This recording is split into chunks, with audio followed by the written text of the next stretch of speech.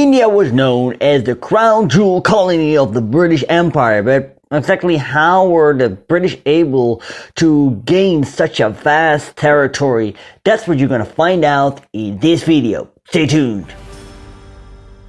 Hey, good to have you back, and if you're new to the channel, my name is Stefan. I'm a history teacher from the Netherlands and I like to hustle history for you, and if you like it as well, please consider subscribing and hit that notification bell so you'll be notified when a new video comes out. When the English arrived in the 16th century, around 3/4 of Indian territory was ruled by the Mughals. Early 17th century, Portuguese, Dutch and English traders came ashore. The Mughals rulers were open to trade.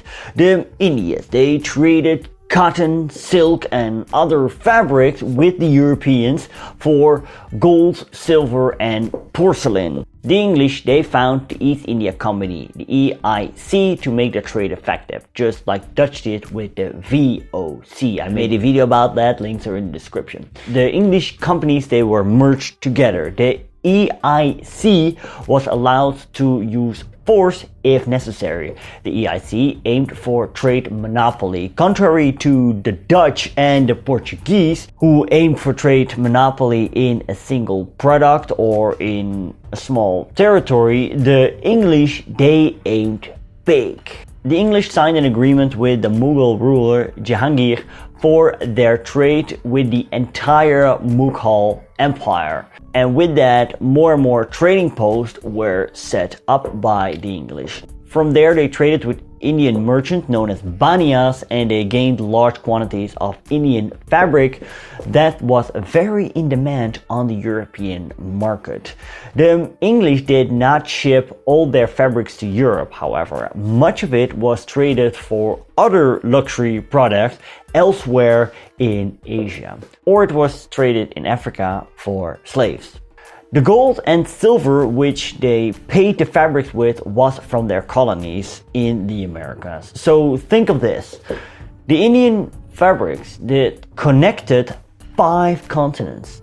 Merchant capitalism was flourishing, and the Royal Navy had to make sure that the English traders were not harassed by enemies. The EIC gained more and more power. Now, over the course of the 18th century, the Mughal power came into decline. The Mughals lost control over local rulers who signed their own treaties with Europeans, or specific the British East India Company. The EIC used violence when they deemed it was necessary. For example, in Bengal, the Indian rulers, they had agreed with the EIC that only trade with them was allowed, but also, they traded with the Dutch and the French. Therefore, the British conquered and occupied the territory. Mughal ruler Shah Alam II was forced to sign the Treaty of Allahabad in 1765. Taxes now went straight to the EIC instead of the local ruler. The British gained more and more control by removing the Banias and replacing them by people who served for the EIC directly. And the treaty basically filled the gap when the Americas broke away from the British Empire, as well as the collapse of the sugar production in Barbados and Jamaica. So how did the local Indian people respond to British rule? Well, many accepted it. There was a middle class that enjoyed British education. Many Indian people worked for the EIC as intermediary or even directors. One aspect Indians did not agree with was the British aversion of many religious customs of the Indians. Many British found Indian customs barbaric, and some of these customs were outlawed. A notorious example was the sati, where widows were burnt alive alongside their deceased husband. Another element of this culture clash led to the Indian Rebellion of 1857. The British Indian Army consisted of 300,000 men. Officers, they were British. The men were mostly drafted locally and had different religious backgrounds. The trouble started when army units were handed over new rifle parts. The rumor spread it that these parts were covered with grease derived from beef, which would be offensive to Hindus. And pork as well, which would be offensive to the Muslims. So a group of Indian soldiers basically refused to take up arms, and some of them were imprisoned. This let the cat out of the bag, and soon the British faced a major rebellion. Around 1/6 of the British Indian territory came under control of the rebels. Many Europeans were killed by the mutineers. In the following years, the British managed to suppress this revolt. Because of the lack of communication between the different groups that were revolting against the British were basically able to suppress the revolt. Also, other Indian groups like the Sikhs and the Gurkhas, they did not join the rebellion. Now, it's interesting that within Indian society, this rebellion is referred to as the First Indian War of Independence. British historian Neil Ferguson wrote about this mutiny, Annex War of Independence, the following. The Indian Mutiny was therefore much more than its name implies. It was a full-blown war, and its causes were much more profound than large-coded cartridges. The First War of Independence is what the Indian schoolbooks and monuments call it.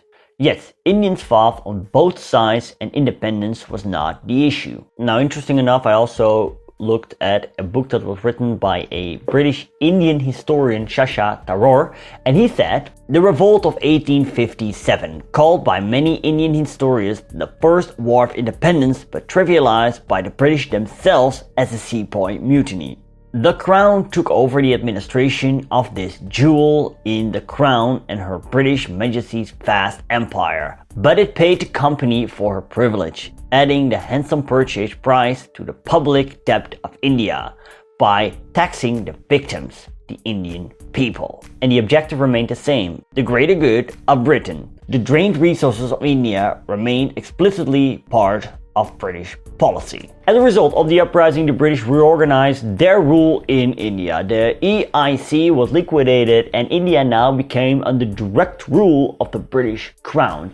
Queen Victoria was crowned as Empress of India. Now, over the course of the 19th century, the British reinforced their grip on India, and they did that in three ways. First of all, by improving the infrastructure by constructing roads and railways.